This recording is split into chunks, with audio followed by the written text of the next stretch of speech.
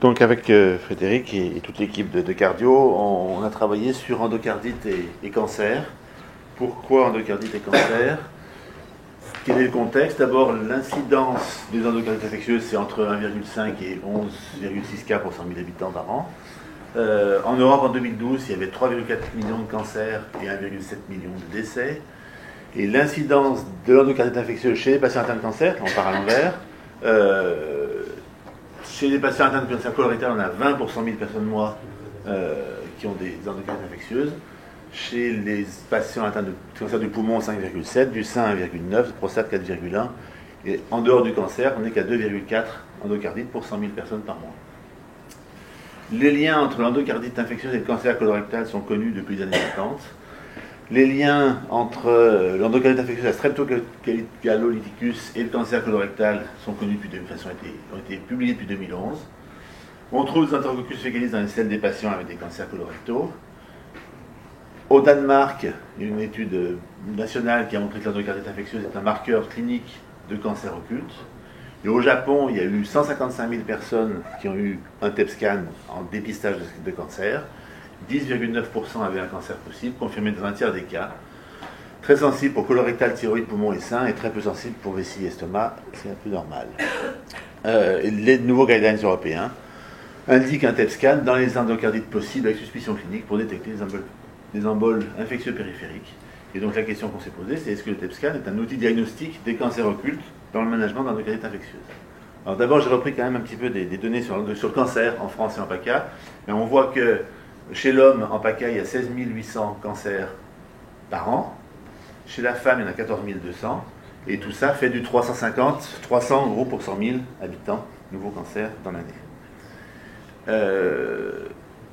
Par rapport au reste de la France, on voit que chez l'homme, on est tout à fait similaire à l'ensemble de la France. Chez la femme, on est un petit peu au-dessus.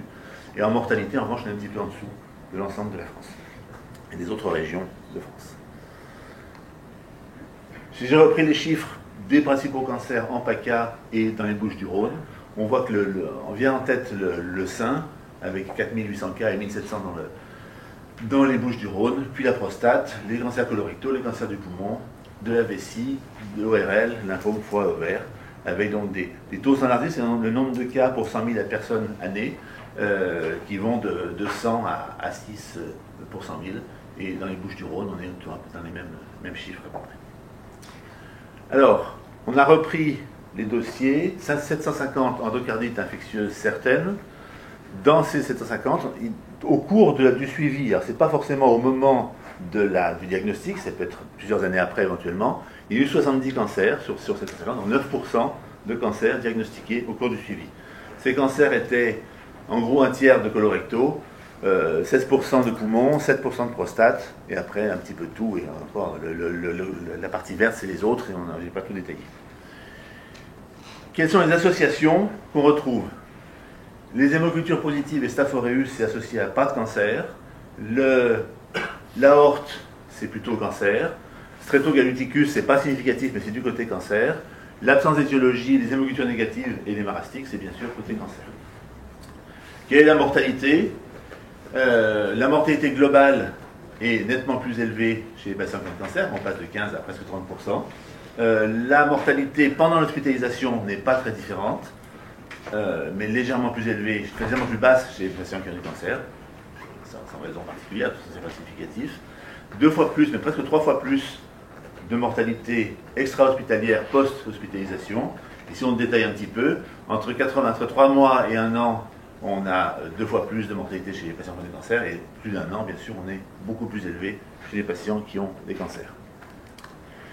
Alors, ces 750 endocardites infectieuses, j'ai dit qu'on avait donc 70 cancers. Parmi ceux-ci, il y en a 59 qui ont été diagnostiqués pendant l'hospitalisation initiale, et au moment de la prise en charge de l'endocardite, et 11 qui ont été diagnostiqués dans le suivi à long terme. L'ensemble de ces patients, donc on a commencé en 2009, le TEP scan a commencé en 2011-2012, 60% de ces patients, donc 451, ont bénéficié d'un TEP scan dans les 3 premiers mois ou pendant l'hospitalisation.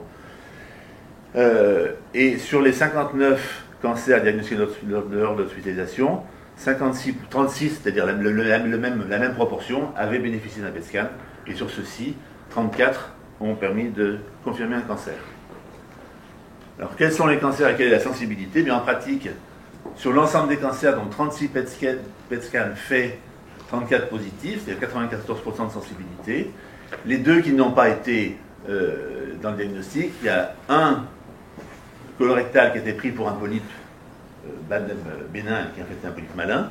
Et puis, curieusement, alors que le PET scan n'est pas du tout l'examen idéal pour la vessie, puisque le produit se fixe dans la vessie et cache tout, un patient avait une métastase qui a permis de faire un diagnostic de cancer de vessie. C'est vraiment un artefact, et donc en pratique, la sensibilité est parfaite quasiment pour tous les cas.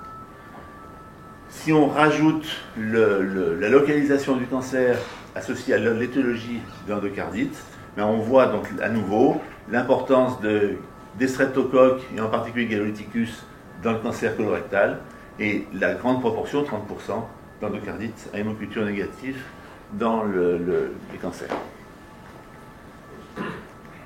Deux images tout à fait caractéristiques, une de cancer colorectal, d'adénocarcinome colique, et puis une qui est donc la même patiente, vue de face et vue en couple, et puis une image de cancer pulmonaire qui était tout à fait caractéristique également. Donc en conclusion, dans notre étude, 9% des patients avec une endocardite avaient un cancer sous-jacent. Si on prend la prévalence globale des cancers en France, non pas l'incidence mais la prévalence, c'est 6%. On a plus de patients qui ont des cancers chez les endocardites que chez le tout venant de la population. La sensibilité du TEP scan est excellente, entre 94 et 100%, pas utilisable pour la vessie et pour certaines autres localisations. Le TEP scan est donc un outil très performant de détection des cancers occultes, et de toute façon on le fait systématiquement dans la prise en charge initiale des endocardite infectieuses. En corps entier, on a demandé maintenant l'extension au corps entier pour ne pas passer à côté des emboles très périphériques. Et puis la question que me posait Fred, c'est est-ce qu'on rajoute une consultation de suivi des endocardites à M24 un an après la fin du suivi habituel, et est-ce qu'à ce moment-là, pour voir s'il y a des cancers, est-ce qu'à ce moment-là, il ne faut pas y faire à nouveau un PET scan? Je vous remercie.